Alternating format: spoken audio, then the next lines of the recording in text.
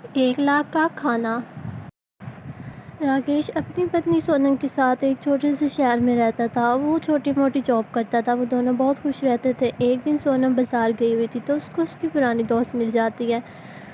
ارے تو یہاں کیا کر رہی ہے؟ ارے سونم تو یہاں کیا کر رہی ہے؟ اور بتا تو کیا کرتی ہے؟ میں تو ماڈلنگ کرتی ہوں اور بڑے لوگوں کے ساتھ میرا اٹھنا بیٹھنا ہوتا ہے، اور میں 1 لاکھ کا کھانا کھاتی ہوں دن میں، اور بہت سے سپلیمنٹس بھی لیتی ہوں جس کی وجہ سے میری یہ خوبصورتی ہے۔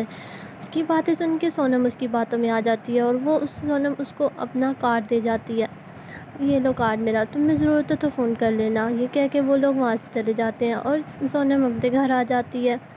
سونم کی بیٹی اس کا انتظار کر رہی ہوتی ہے۔ اس کے بعد وہ کچن میں جاتی ہے اور کھانا بنانے لگ جاتی ہے، لیکن کھانا بناتے ہوئے بھی اس کی دوست کی باتیں اس کے دماغ میں گھوم رہی ہوتی ہیں، اور وہ فوراً سے کھانا فارغ ہونے کے بعد اپنے کمرے میں جاتی ہے اور گیتی کو فون ملاتی ہے۔ ارے گیتی، تو نے مجھے سپلیمنٹس کا کہا تھا نا، مجھے وہ سپلیمنٹس چاہیے۔ اچھا ٹھیک ہے، تو پیسے ریڈی رکھنا، میں کل آ کے دے جاؤں گی تمہیں۔ تبھی سونم اس سے 25,000 کے وہ سپلیمنٹ لے لیتی ہے۔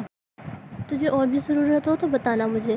اسی طرح سے کچھ وقت گزرنے کے بعد شام کو جب راکیش گھر آتا ہے تو وہ اتنے سارے سپلیمنٹس دیکھ کے حیران ہو جاتا ہے۔ وہ سونم سے پوچھتا ہے کہ یہ کہاں سے ہیں، تو وہ کہتی ہے کہ میں نے اپنے لیے خریدے ہیں۔ تبھی وہ اس کو سمجھانے لگ جاتا ہے کہ اتنے مہنگے سپلیمنٹ تم نے اتنے زیادہ پیسے خرچ کر دیے میرے۔ یہ سن کے سونم کو بہت ہی غصہ آ جاتا ہے اور اس کا پتی اسے سمجھا رہا ہوتا ہے، لیکن وہ اس کی بات نہیں مانتی۔ اب میں نے تھوڑے سے پیسے خود پہ خرچ کر دیے تو کیا ہو گیا؟ میرا خود پہ حق نہیں ہے کیا؟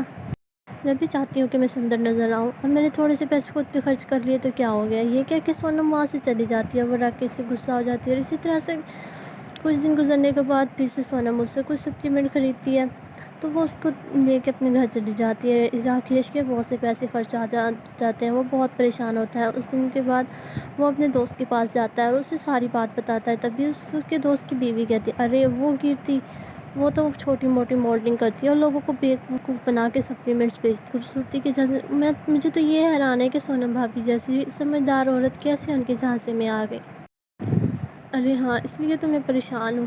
اچھا تو پریشان نہ ہو، کل ہمارے لیے اچھا سا کھانا بنانا بھابھی کو کہنا، ہم لوگ کل تمہارے گھر آئیں گے۔ راکیش جا کے اپنی بیوی کو کہتا ہے کہ کل وہ دونوں ہمارے گھر آ رہے ہیں، تم ان کے لیے اچھا سا کھانا بنا دینا۔ تبھی سونم کہتی ہے جی بالکل میں بنا دوں گی۔ وہ ان دونوں کے لیے بہت مزیدار سا کھانا بناتی ہے اور اگلے دن وہ لوگ آ جاتے ہیں۔ وہ کھانے کی ٹیبل پہ کھانا کھا رہے ہوتے ہیں۔ تبھی راکیش کے دوست کی بیوی کہتی ہے اپنے پتی سے ارے جی، وہ جو میری دوست ہے نا، میں نے آپ کو بتایا تھا، اس نے پھر کیرتی سے دھوکہ کھا لیا اور اس نے پھر اس کے سپلیمنٹ جھوٹے بیچ کے اس کو فراڈ بنا لیا ہے۔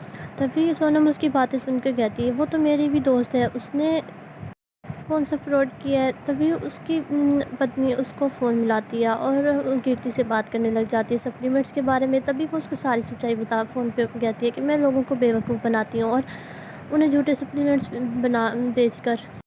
یہ سن کر سونم کو بہت برا لگتا ہے اور وہ اپنے پتی سے معافی مانگتی ہے اور کہتی ہے مجھے معاف کر دو۔ تبھی راکیش اسے معافی کر دیتا ہے اور کہتا ہے کوئی بات نہیں، تم نے اپنے ہی پیسے خرچ کر لیے ہیں۔ لیکن پھر سے دونوں خوش رہنے لگ جاتے ہیں اور اس کے بعد سونم کسی کی باتوں میں نہیں آتی۔